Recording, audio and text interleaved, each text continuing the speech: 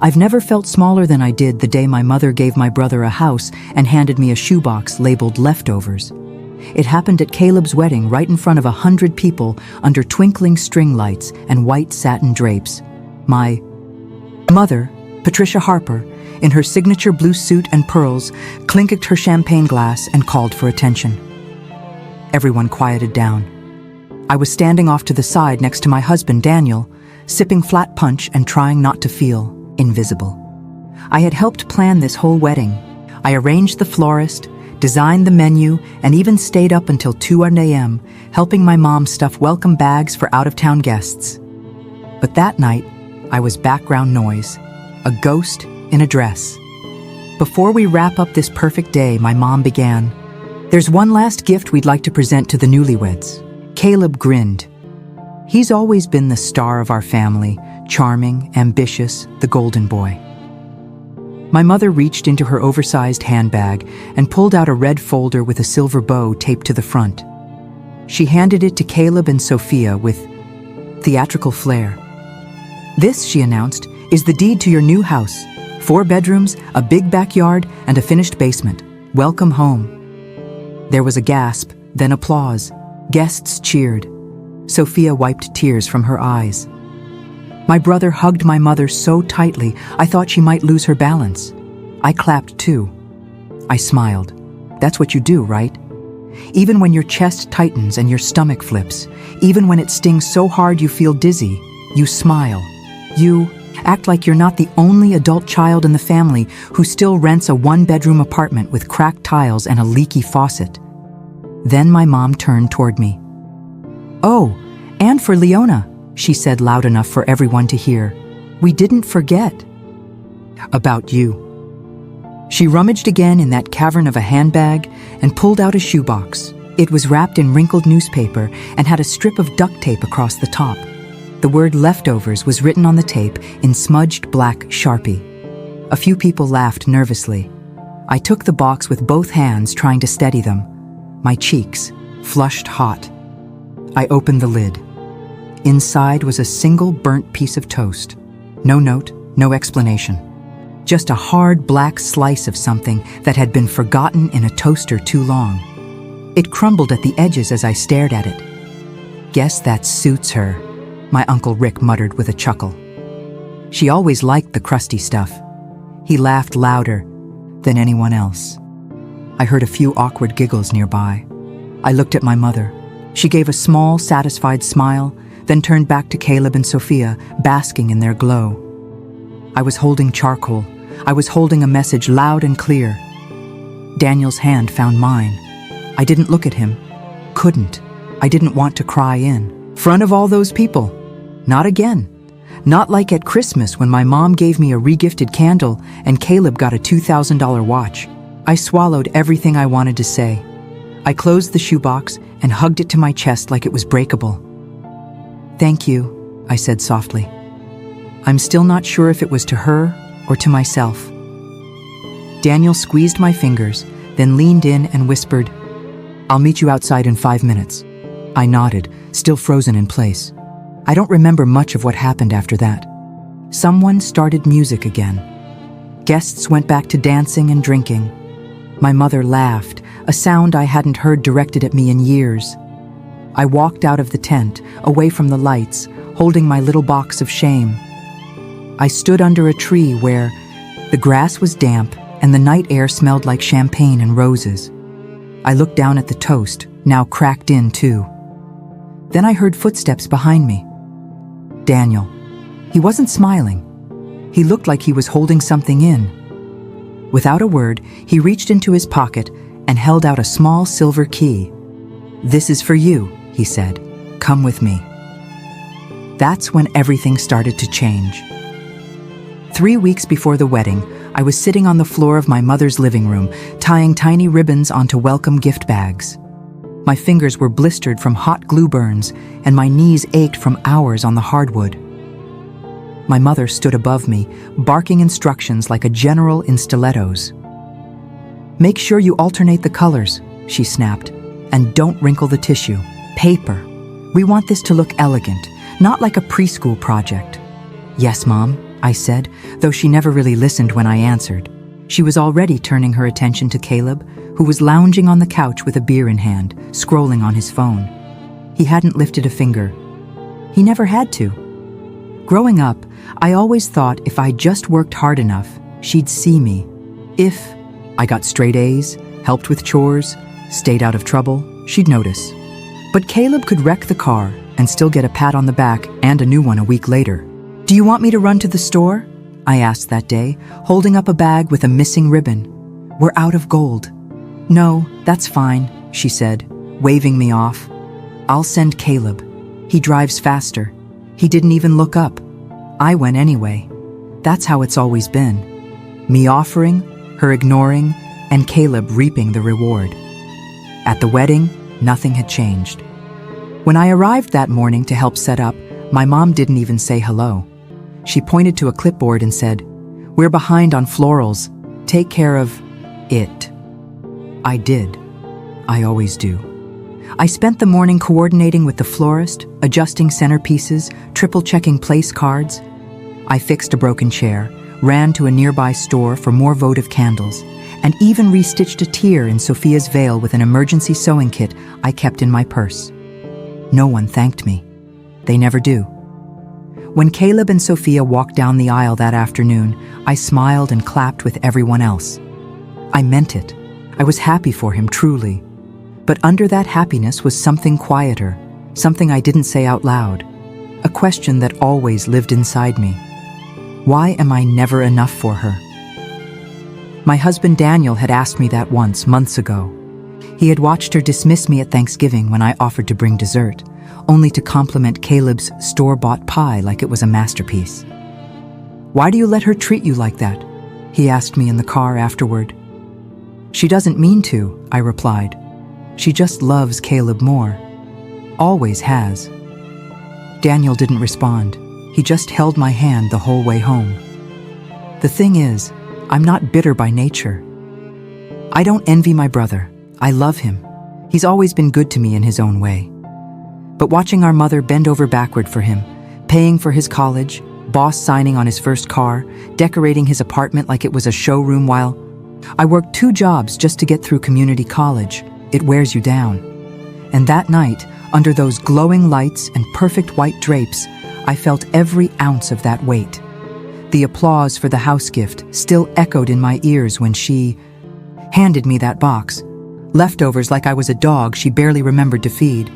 I stood in the garden afterward, away from the noise, watching the guests dance and laugh through the tent windows. They looked like a painting framed by fabric and gold lights, and I felt like I'd fallen off the edge of the canvas. I wondered what I had done to deserve so little, what mistake I kept making. Then Daniel appeared, silent and steady with that key in his hand. He didn't have to say much. He never did. His love wasn't loud or flashy. It was real. It showed up. It stayed. He took my hand and led me to the car. "Where are we going?" I asked. "You'll see," he said. We drove in silence, the shoebox sitting in my lap, toast still inside. The street, lights blurred past the window, and with every mile, something inside me started to shift. I didn't know it yet, but I was on my way to something bigger than forgiveness or understanding. I was on my way to becoming someone who finally stopped, begging to be chosen. The ride to wherever Daniel was taking me felt like a dream I wasn't fully inside yet. I kept staring down at the box in my lap like it would shift and turn into something else. Like maybe this was all a joke and hidden beneath the toast, I'd find a real gift, a letter, a reason. But there was nothing, just the smell of burnt bread and cardboard. I looked over at Daniel. His jaw was tight, the muscle twitching just beneath his cheek.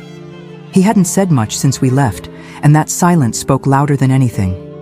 I could tell he was furious, not just at my mom, but at me, too, or maybe at the way I kept letting her do this. "I'm sorry," I said quietly. "For what?" His voice wasn't angry, but it wasn't soft either. "For causing a scene." "You didn't cause a scene," he replied. eyes on the road. She did.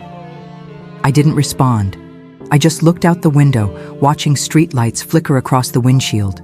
I felt like I was shrinking inside myself, like I'd been this invisible version of me for so long that I didn't even know what it felt like to stand tall anymore. That box had broken something in me. I kept remembering the way my mother said it. "We didn't forget about you." As if my life was a footnote, a reminder scribbled at the bottom of her to-do list. She used to say things like, "Leona's the responsible one," or "Leona doesn't need help." I wore that like a badge for most of my life, until I realized what it really meant was that I wasn't worth the effort. That needing less made me less in her eyes, and Rick, God, that laugh, it wasn't just a chuckle. It was a deep, cruel laugh that made people look. That made me feel small in a way I hadn't felt since middle school, when Mom forgot to pick me up after my piano recital, and Rick had said, "Maybe she walked home. Wouldn't be the first time she got left behind." That was always the theme of my life in that family. Forgotten, brushed aside, made into the punchline. I gripped the box tighter and felt the edges dent beneath my fingers. "Do you think she did it on purpose?" I asked. Daniel exhaled slowly. "Leona, she didn't just forget. She planned that." I stared at him, unsure whether I wanted to believe that or not. "I mean, come on," he continued. "A house for Caleb and a burnt toast in a box labeled leftovers for you? That wasn't a mistake. That was a message. But why?" I whispered. "Because people like her need to feel powerful," he said. "And making you feel small is how she does that." His words hit me hard, not because they were new, but because they were true. And I'd been too scared to say them out loud. The house gift wasn't just a gift, it was a statement. Caleb is the one she loves, the one she invests in, the one she believes in. And me, I was the reminder of all the things she resented. I didn't follow the path she wanted. I didn't marry rich. I didn't give her grandbabies right away. I didn't become someone she could brag about at her book club. I became me, and that was never enough. "Do you want to know what the worst part is?" I said. "I still wanted her to like me today. I still hoped she'd pull me aside and say, 'I'm proud of you.' Like maybe this would be the day." Daniel's hand found mine warm and firm. "She doesn't get to decide your worth." I wanted to believe that. I really did. But a part of me still ached from the sting of her rejection. As we pulled off the main road, Daniel turned into a quiet neighborhood. Charming little houses lined the street, each one with its porch lights on and neat little mailboxes out front. He slowed down and parked in front of a pale blue house with white shutters and a red front door. He got out, walked around to my side, and opened my door. "Come on," he said. "It's time." I stepped out, still holding the box. The air smelled like jasmine and fresh paint. Daniel walked ahead, pulled something out of his pocket and handed it to me. The same key from earlier.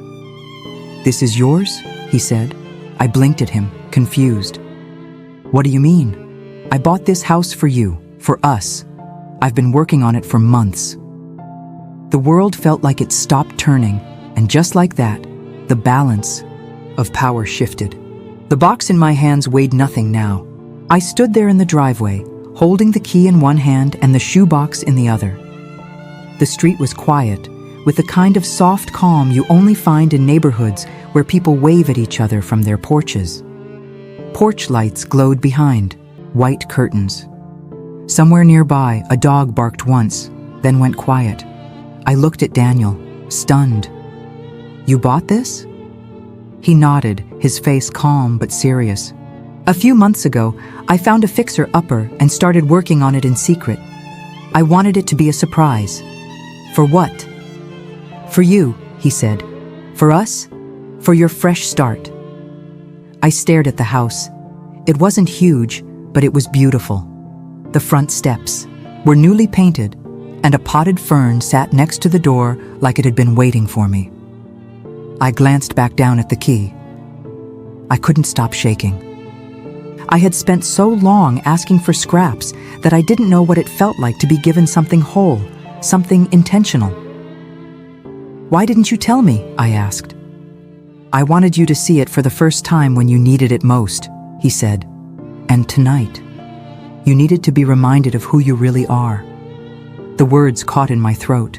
I blinked fast, trying not to cry again. "But we don't have the money for this," I whispered.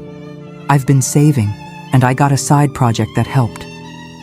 "You've been giving everything to your family, to your job, to everyone but yourself. I wanted to give something back to you."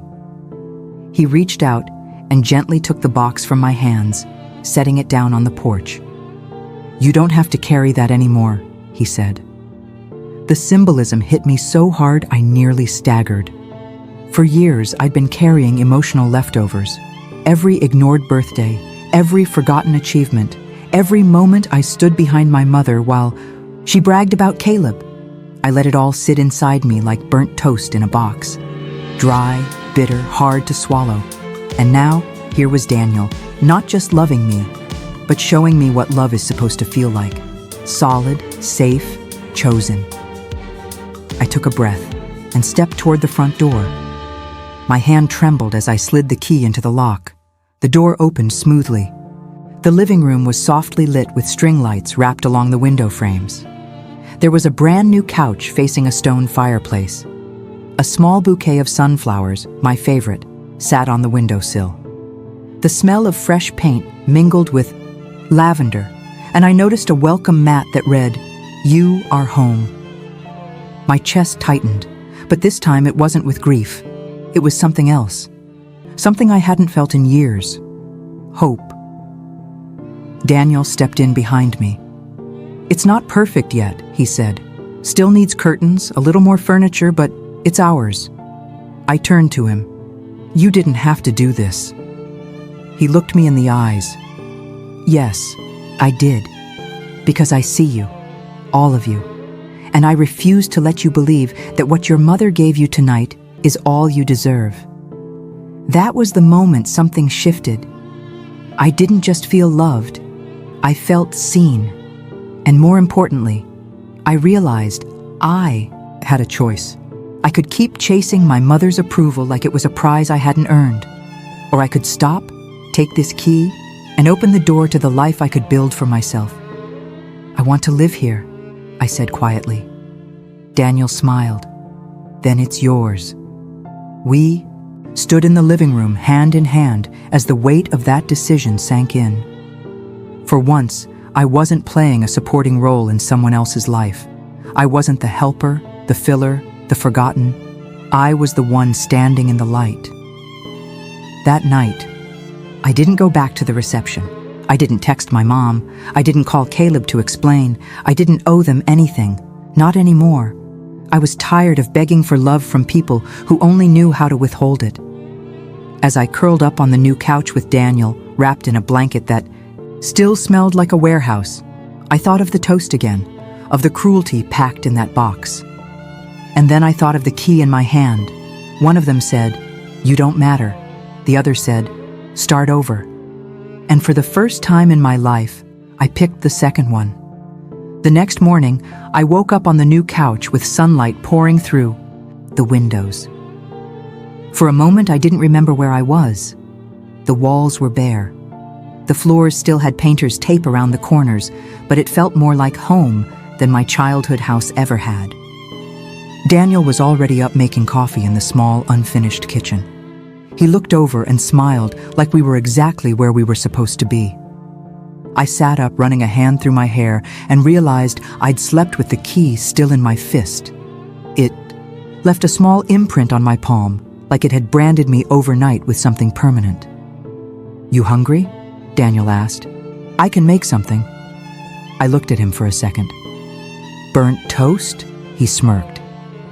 "Only if you want to start the day with vengeance."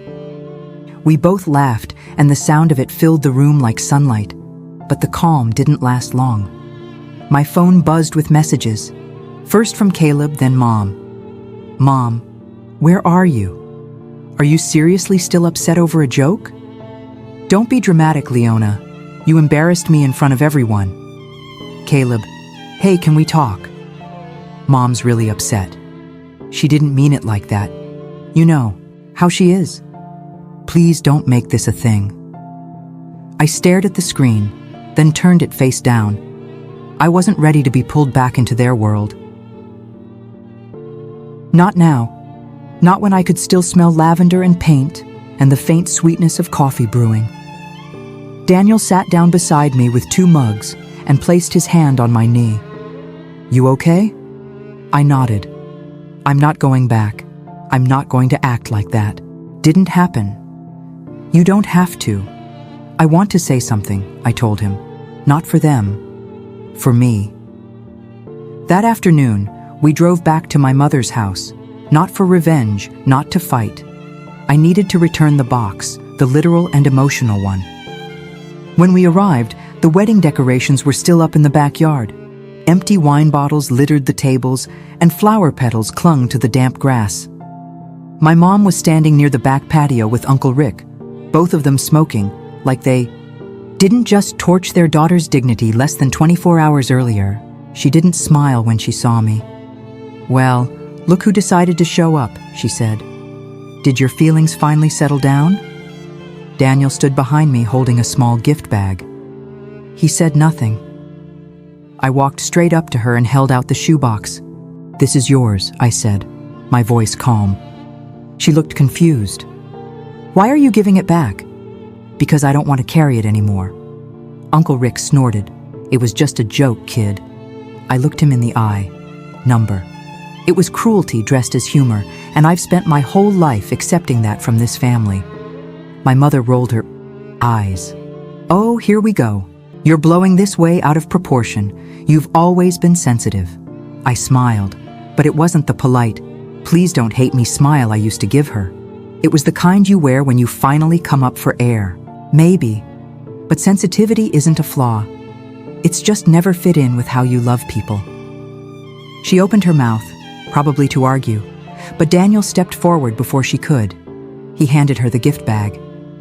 This is for you, he said, voice low but clear. She frowned. What is this? A key, he said. The key to Leona's new house. It's paid for. It's hers. And that's where she lives now. She stared at him, stunned. Daniel looked at me. Do you want to tell her, or should I? I'll do it, I said. I turned back to my mother and said the one thing I had never had the courage to say before. I'm done chasing you. I'm done begging to be loved by someone who keeps handing me crumbs and calling it a feast. I'm not angry. I'm just done. She didn't respond. She looked like she wanted to, but nothing came out. Maybe because she finally realized I wasn't bluffing. This wasn't a tantrum. It was closure. Daniel and I walked back to the car. I didn't cry. I didn't shake. I felt clean, lighter. As we drove away, I looked at the empty shoebox resting on the passenger seat floor. The toast was gone. I had tossed it in their trash on the way out. And just like that, I left behind everything I no longer needed. 2 weeks later, I stood in my new kitchen, barefoot on cool tile, stirring a pot of soup while a playlist hummed softly through the speaker. The curtains were up now, yellow linen with tiny embroidered flowers. I'd chosen them myself. There were still unopened boxes stacked against the walls, and the paint in the guest room hadn't dried right in one corner. But I didn't care. This place was mine, every imperfect inch of it. Daniel walked in with grocery bags and kissed the top of my head like he always did, like it was routine to show up with love. I leaned into him, letting that small, sacred moment land fully. This was what peace felt like. Since the wedding, I hadn't heard much from my mom. A few texts, mostly vague attempts at guilt, tripping me into Sunday dinner or telling me she didn't understand what she did wrong. I didn't reply, not out of spite, but because I no longer felt obligated to explain my worth to someone determined not to see it. I think that's what changed the most. My silence wasn't about swallowing pain anymore. It was about choosing where I wanted my energy to go and I didn't want to spend one more drop of it trying to make her comfortable with the boundaries. I finally had the strength to set. Caleb texted too. His messages were more apologetic, more human. He said he didn't know she'd planned the toast thing, said he thought it was some dumb inside joke. I believed him. Or at least I believed he wasn't trying to hurt me on purpose. But I also didn't go out of my way to soothe his guilt. This wasn't about making anyone else feel better. This was about me finally feeling like I belonged somewhere. One morning, I took the shoebox out of the coat closet. I kept it, not because I was holding on to the pain, but because I wanted to remember how far I'd come. I looked at the word leftover scrolled across the duct tape and smiled, not with bitterness, but with something closer to gratitude. That box taught me everything I needed to know. It taught me that people will show you what they think you deserve, but you don't have to accept it. It taught me that love doesn't come from people who see you as convenient. It comes from the ones who see your worth when you're quiet, when you're messy, when you're nothing but yourself. I put the box in a drawer and closed it, not because I wanted to hide it, but because I had moved on. A week later, Daniel and I hosted a small dinner, just close friends, warm lights, easy laughter. At one point, someone asked if I'd always lived here, and I paused, thinking of everything that brought me to that moment. No, I said, but now I do, and I'm not going anywhere. After everyone left, I sat on the front porch alone for a few minutes. The stars were out, scattered like sequins across the sky. I thought about how long I'd spent trying to be chosen by my mom, by my family, by people who only saw me as useful or quiet or reliable. And now here I was, finally realizing I never needed to be chosen. I had already chosen myself. Daniel stepped out with 2 mugs of tea and handed me one. We sat together in silence, shoulders touching, a calm kind of silence, the kind that wraps around you instead of pressing down. "You okay?" he asked. I nodded. "I'm more than okay." We sat there for a while, listening to the night settle around us. Somewhere, a wind chime moved gently in the breeze. I thought about the girl who opened a box of burnt toast and smiled through the pain. I loved her. I grieved for her, but I wasn't her anymore. Now I was someone with keys in her hand, with a house that smelled like sunflowers and lavender, with a man who showed up not just in big gestures, but in small, steady ways. And I wasn't leftovers. I was the main course. If this story resonated with you, if you've ever felt like the one left behind or the one who had to fight just to be seen, I want you to know you're not alone and you deserve better. If you found meaning in this, please give it a thumbs up so more people can find it. Share it with someone who might need this reminder today. I'd love to hear your thoughts, your story, or even just a word of encouragement. Drop a comment below. And if you want more stories like this, real and raw and full of heart, hit that subscribe button and turn on notifications. Thank you for watching. You matter more than you